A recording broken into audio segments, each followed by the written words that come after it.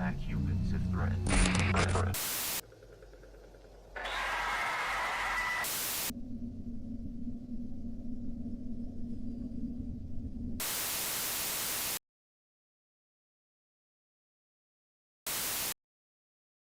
Can you imagine a world where all of the prehistoric life that we thought was extinct all returned? I've lived that exact world once in a terrifying nightmare. And trust me, you don't want this reality. And the analog horror Prehistoric Emergence once again manages to take that very nightmare and bring it to life.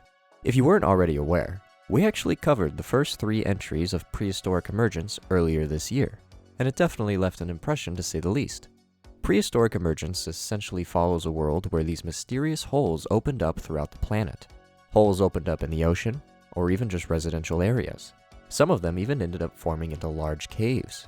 And from these holes emerged prehistoric life that was once believed to be extinct for millions of years. In the last video, these creatures were taking over our way of life in one way after the other. Whether it be the megalodon now destroying the ocean's ecosystem and threatening poor surfers, or the dreaded pterosaurs that now invade the skies. Needless to say, humanity is in for one rough future if they can't figure out a way to deal with these creatures returning from the past to cause a whole bunch of mayhem.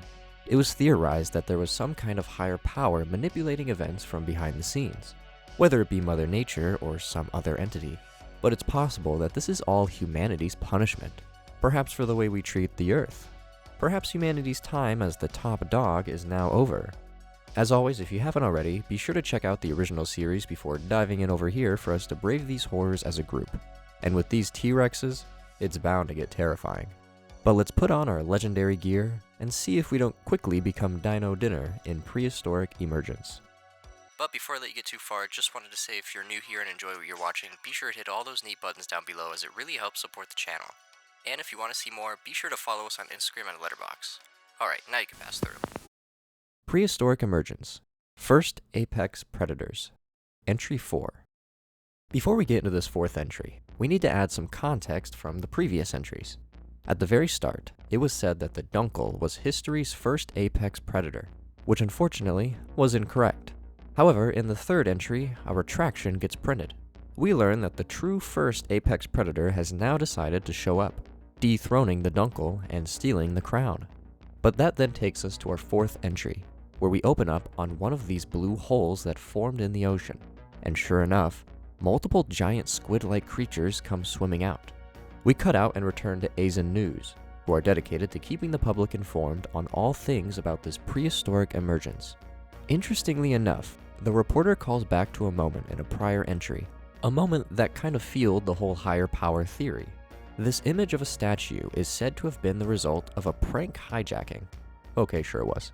Supposedly, they are investigating the issue, and they claim this was an attempt to spread fear amongst the population. However, in other news, GPAC has announced that they are organizing and utilizing military aid to help take care of the very dangerous prehistoric animals, but they still need time to prepare. But it's now time to get into our first apex predator. God, I imagine it has to be something huge, like perhaps those squids we saw at the beginning. This dangerous foe has been given the title Anomalocaris, and in the most disturbing fact yet, it measures to about, wait what? 2 feet in length. That's it? Well, that was underwhelming. However, according to the reporter, they may seem small, but back in the day, they could put in the work. And in another surprising fact, these abnormal shrimps are actually beneficial to the environment. The next new menace we are introduced to are these large shipworms, and they can grow up to 5 feet. Nasty bastards. It's said that these guys burrow themselves into wood, and then continue to grow inside the wood as they feast upon it. These pests are causing billions of dollars in damages. Sounds like they will be priority 1. Their larvae hang out in the ocean until they find a piece of wood they can latch onto after they hatch.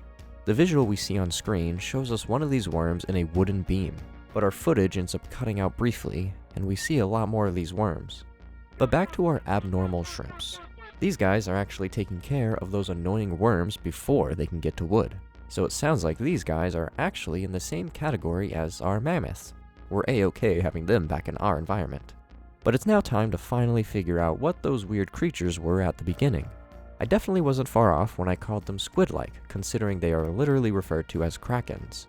These guys have a shell that is 20 feet in length, and thankfully it isn't necessarily aggressive. It will attack humans if it feels threatened, however. Our video oddly enough ends up glitching out at that moment, however, and text comes up that reads, "The Shell Bearer Rising, the first sign of the true Leviathan's emergence." Are we going to end up getting some kind of Titan / Kaiju / Lovecraftian level creatures coming out of these holes? Because then humanity literally doesn't stand a chance. It's said the giant kraken is normally found within shallow tropical seas, so I'd avoid those areas for your next vacation. This kraken, just like the shrimps, are able to crack open the hard shells of other dangerous creatures ruining the ecosystem, like the green crab, that is just causing all sorts of issues. But the kraken is here to restore balance. It's said that both the kraken and abnormal shrimps are shining examples of how some, definitely not most, but some of these new creatures may be a blessing in disguise. Yet even though the kraken is dangerous and the shrimps were the first apex predators, they still have to compete with the megalodon, the dunkel, and all the other giant bastards that lurk in the sea. And I hate to say it, but the shrimp versus a megalodon will very quickly humble that first apex title. But now it's time for us to be reminded why it would probably be better off if we were ran off the face of the earth. Apparently a few fishermen had caught some of the abnormal shrimps, and it very quickly became a popular food item in Thai restaurants, which has now resulted in tons of more fishermen now just hunting for more prehistoric sea life. Cause why would we stop at the first apex predator? Just like last time, however, our screen ends up glitching out, and a message very quickly appears below. We have sinned. Deadly sin. Greed. Human greed. As said by the reporter, this would literally undo the positive effects these guys have brought. This has led to activists forming and boycotting restaurants that plan to sell these prehistoric seafood. Oddly though, GPAC hasn't said anything about the issue. We end up finishing off this tape praying for the safety of these two creatures, and then right before it ends, we get to see a quick image of quite the interesting looking fellow. I don't know whether to be afraid or think it's funny looking. This ended up going in a direction I wasn't really expecting. It's cool that we start out with all these dangerous predators coming back to life and killing humans, making it to where we want, or more like it need, to put a stop and reverse the prehistoric emergence, to where we are now, where some of these creatures are actually providing positive effects and are actually beneficial to the ecosystem. To be fair, the ecosystem got all screwy because of the emergence, but at least it's not all bad now. Needless to say, I wasn't expecting to hope for the survival of some of these brand new creatures from the past that have made their triumphant return. Beast of the Earth.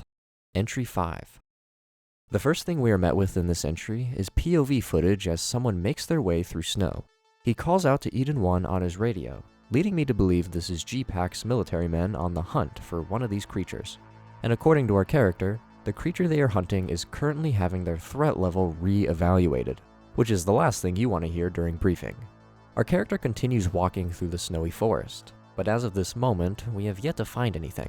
Not even sure if we want to find anything. However, it doesn't take long for us to hear what it sounds like.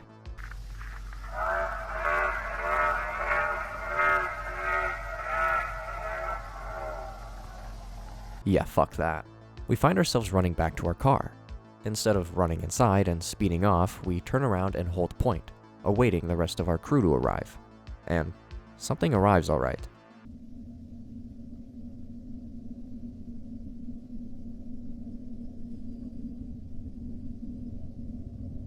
We end up cutting out before we see the aftermath, but you get the picture. I'm amazed that what I'm guessing is the T-Rex was able to move so silently. I understand they were master hunters back in the day, but for the officer to not notice it right behind him, something bigger is at play here, and I can sense it. We then cut to ASIN News, and we learn that GPAC has launched Phase 1 in their defense plan. We end up reading the announcement they released, and it sounds like they have managed to create an elite task force whose sole job is protecting the public from these prehistoric threats. It sounds like we would even be able to call them if we need help. Well, actually, now that I'm reading it, it looks like you can call them. But if you aren't in an urban area, or if you aren't a high-priority citizen, you might still be screwed. God damn it. This is apparently just due to the low numbers at the moment, but they do say they are currently training additional forces to expand the outreach. I don't like it, but it's all we've got. Needless to say, for this next bit, I am immediately picking up the phone and screaming for someone to fly me out. A T-Rex has been spotted stalking residents in Laurel, Montana. This particular T-Rex has captivated public attention due to its mysterious nature. You are essentially never going to catch me in Montana, considering a T-Rex has been reported stalking citizens. The locals have decided to give this T-Rex a new name too, the Daba. Does that sound familiar? Well, it should if you watched the last video on Prehistoric Emergence, but we will do a quick refresh. It isn't much, it's just the first appearance of the Daba, and as it turns out, other terms that come up for Daba give you Beast of the Earth or Beast. And would you look at the title of this entry? We then end up learning that because of the public going nuts over the Daba, understandably, GPAC sent out a unit to take care of it, and we know how well that went. We didn't get to see it, but we learned that 2 members were killed, but according to GPAC, they did end up managing to kill the Daba. However, now we learn that the Quetzalcoatlus are now the main priority for Phase 1, due to the fact that they are probably the most dangerous, as crazy as it sounds. GPAC ends up issuing a statement detailing that they have managed to take out almost 20,000 pterosaurs with minimal losses. Except, in a topical turn to say the least, GPAC is issuing a 10% emergency tariff across all member nations. Can they do that? The anchor for ASIN News ends up letting his opinion on the matter known a bit, saying that they don't think brute force is necessarily the right way to go. Apparently, about 987 soldiers have lost their lives during the first week of this phase, so it sounds like the definition of minimal is up in the air currently. We also then learn that, yeah, they may have killed about 20,000 of them, but there are over 500,000 pterosaurs flying around the world right now, so it said this campaign could stretch on for years. And it isn't like this is a very cheap endeavor either. It said that this has already cost over $1 billion, and it's projecting to surpass $1 trillion before it's over, and that's just taking out the flying ones. It's then learned that some of these corporations that make higher financial contributions are exempt from the laid-out tariffs GPAC imposed. Fucking hell, figures. According to GPAC, however, the cities Washington, D.C., Buffalo, and Pittsburgh are free from the Quetzalcoatlus, but eyewitnesses tell a different story, saying they've seen flying creatures zooming around. Our ASIN News guy ends up turning the mic over to Corbin Brenner, who appears to be an on-the-ground reporter. Brave man. Corbin is located in Buffalo, New York, and he says that he hasn't heard any news of pterosaurs, so perhaps GPAC is right. Back to you. Who knew that was coming? Corbin runs off frame but leaves the camera rolling, and sure enough, we are met with a visitor.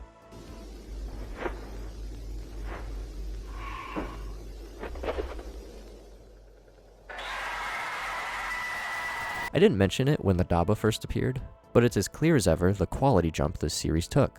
We went from single-shot images with slight movement to full-on composited scenes, and they look really good, which is super cool to see, and terrifying at the same time. We end up learning that the entire east coast of the US is now under a state of emergency, so much for them being cleared out. And who could be the cause?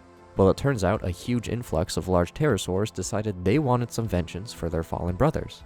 GPAC has responded by sending multiple units across multiple states to try and do whatever they can. And it isn't like these pterosaurs are like the Quetzalcoatlus we are all used to seeing. These are the Azhdarchidae, and they are a lot bigger and are more resilient to gunfire. It's gonna be a much tougher fight. It's rumored that their first appearance was in Romania, and they held off from human contact, so this attack is odd. After that, however, we end up moving towards a different part of the world, to the Toronto Zoo, and we learn that they have been closed indefinitely due to growing safety concerns. Apparently, an anonymous zookeeper intentionally released Oompy Jr. He better not be anonymous for very long. However, the worker claimed that they were saving him. We then learn of a mysterious illness that has gotten a lot of the zookeepers sick, with the source of the illness still unknown. But a larger conspiracy is at play here, folks. There is a moment in the prior entries where Oompy, the big boy mammoth, was diagnosed with tuberculosis and tragically died. The pain will never get easier. But as it turns out, one of the zookeepers in the hospital has claimed that Oompy never got tuberculosis. It was all a fabrication so that the public wouldn't know the true cause of Oompy's death. What have they done? The leading theory is that Oompy's death and the mysterious illness are connected, but in what way we don't know. We see a photo of Oompy Jr.'s last known whereabouts, but unfortunately the little guy is still lost. God damn it, he better be returned safely, or I'm turning the series off. However, that was enough time spent in Canada. It's now time to turn our focus towards France. As it turns out, France is dealing with quite the intimidating insect, the Meganeura, and they look like these large dragonflies. I had enough large flying insects in Shelter 54. I don't need any more. The authorities now have to advise people to keep their windows and doors shut, both in your house and cars. Is anywhere safe anymore? These bastards have got a wingspan of 2 feet, and thankfully aren't dangerous to humans, unless provoked. It only seems interested in going after toads, spiders, and dragonflies. However, these guys are destroying France. The crops and overall economy are taking major blows. Not to mention, no one wants to go to France right now, and rightfully so. GPAC has come out and stated that they will deploy a force armed with an experimental pesticide that should take care of these insects. This experimental pesticide is causing some public concerns, however, as no one knows what this substance is, and they aren't necessarily coming clean about it either. But we are now taken to Brazil, and as always, it's a tragic incident we get to learn about. A young woman was found dead with massive bite wounds while looking for her cat, and these wounds resemble that of a saber-tooth. Our narrator gets cut off before he can finish, but I know what he was going to say. The text at the bottom also ends up changing, and all it says is, "The destroy claims its prey." That can't be good. The segment we end up cutting to has us looking in on in-home security footage. We see as this lady comes over to the back door and opens it up, talking to what can be assumed to be her cat Lola. She ends up making the mistake of leaving her door open and, well, tragedy ensues.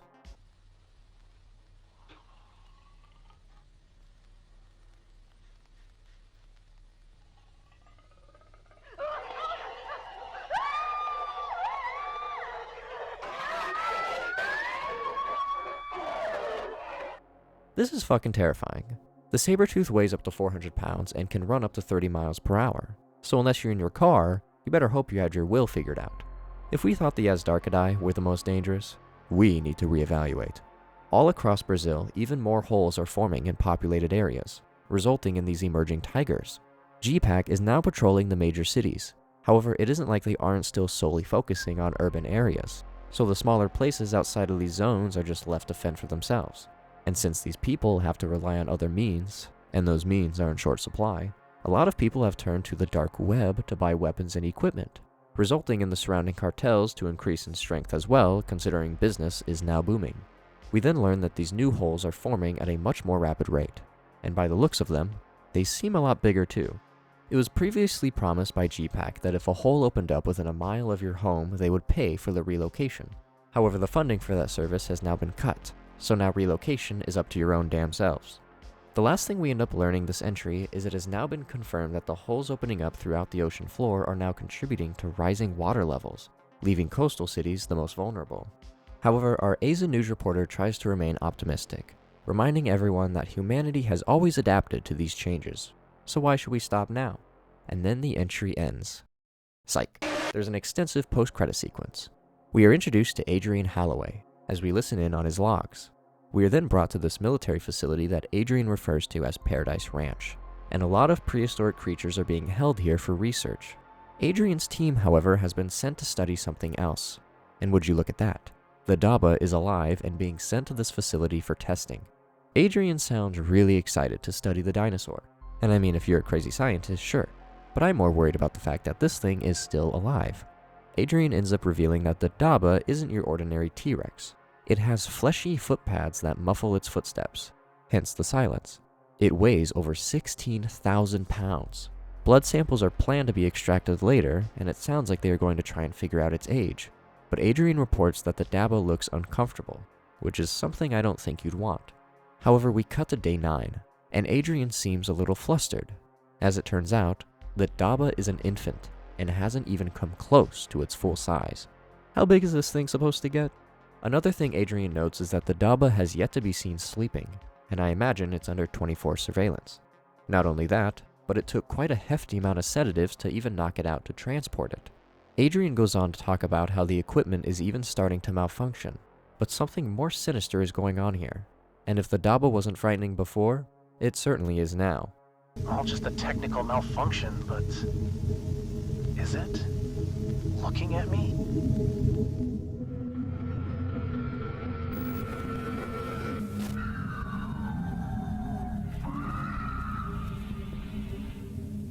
It can talk? Now, I did not expect that, to say the least. This entry of Prehistoric Emergence really was able to show off just how far the series has come, and it is really inspiring to see. There was a little part of me that was worried that the story could start to get too formulaic, but this one proved that all wrong. The added animations and situations we were able to witness really brought this series to new heights. There still isn't too much to theorize since everything is pretty straightforward. I still believe this prehistoric emergence was brought onto humanity by probably Mother Nature herself as a way to either get back at humanity or just to restore it to its original state, before we kind of fucked it up.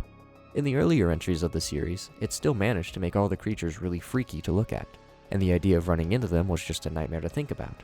However, now we are seeing that very thing happen. The saber-tooth getting into someone's home is a horrific situation, or the pterosaurs just being able to go literally wherever they please to attack. It truly seems like the only hope humanity has is to either plug up all the holes or just learn to survive in the new environment. But no option is going to be easy.